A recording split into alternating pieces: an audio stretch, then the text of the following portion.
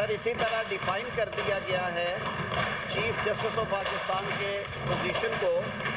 اور کہہ دیا گیا ہے کہ فیڈرل کانسٹیٹیوشنل کورٹ کے چیف جسٹس اور سپریم کورٹ آف پاکستان کے chief justice after the incumbent chief justice, ان دونوں میں سے جو سینئر ہوں گے وہ پوزیشن ہولڈ کریں گے چیف جسٹس آف پاکستان کی۔ اس کے سر کچھ کانسیکوینشل امینڈمنٹس ہیں، جیسے آرٹیکل 42 میں صدر کا اوتھ ہے وہ چیف جسٹس آف پاکستان لیں گے، 214 میں سر اسی طرح چیف الیکشن کمشنر کا اوتھ ہے وہ چیف جسٹس آف پاکستان لیں گے، اسی طرح آڈیٹر جنرل آف پاکستان کا اوتھ ہے سر وہ بھی چیف جسٹس آف پاکستان لیں گے۔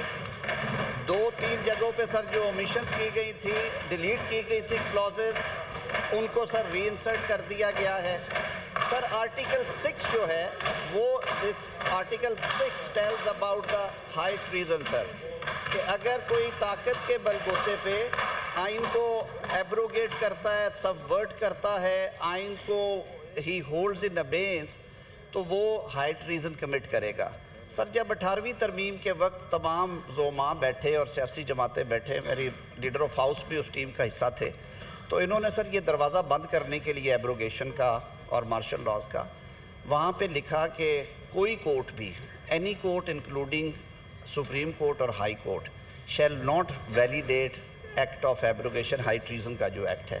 اس میں سر پلگ ان کرنا تھا۔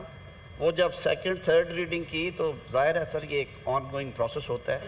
تو وہ وہاں پہ پلگڈ ان نہیں تھا، وہاں پہ فیڈرل کانسٹیٹیوشن کوڈ ڈالی گئی ہے۔ سو جو اب پڑھا جائے گا آرٹیکل 6، وہ پڑھا جائے گا کہ کوئی بھی عدالت پاکستان میں، چاہے وہ فیڈرل کانسٹیٹیوشنل کورٹ ہے جو انشاءاللہ بنے گی اس ترمیم کے پاس ہونے پہ،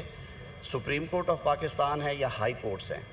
وہ آرٹیکل 6 کی جو کلاز 1-2 میں جو بتایا گیا ہے کہ ایبروگیٹ کرنا، سبورٹ کرنا، اس کو ویلیڈیٹ نہیں کر سکے۔ تو یہ رستہ بند کرنے کے مترادف ہے مارشل لاز کا، تاکہ جمہوریت کا یہ سفر چلتا رہے۔ تو سر یہ کچھ ترامیم تھی جو کہ فلور آف ہاؤس پہ پھر میں نے پہلے انفارم کر کے ایکسپلین بھی کرتا رہا ہوں نیشنل اسمبلی میں۔ اب جو کانسٹیٹیوشنل سکیم ہے آرٹیکل 239 کے تحت، یہ چیزیں ہمارے پاس واپس آئی ہیں۔ یہ کچھ کلازز ہیں جو ماڈیفائی کی گئی ہیں، کہیں پہ ری انسرٹ کیا گیا ہے، کہیں ڈیلیشن ہوئی ہے، تو آپ نے وہ سارا ایکسپلین کر دیا ہے سر۔ میری یہ درخواست ہوگی کہ اس پہ سر ووٹنگ کروائی جائے جو رول اور ضابطے کے مطابق۔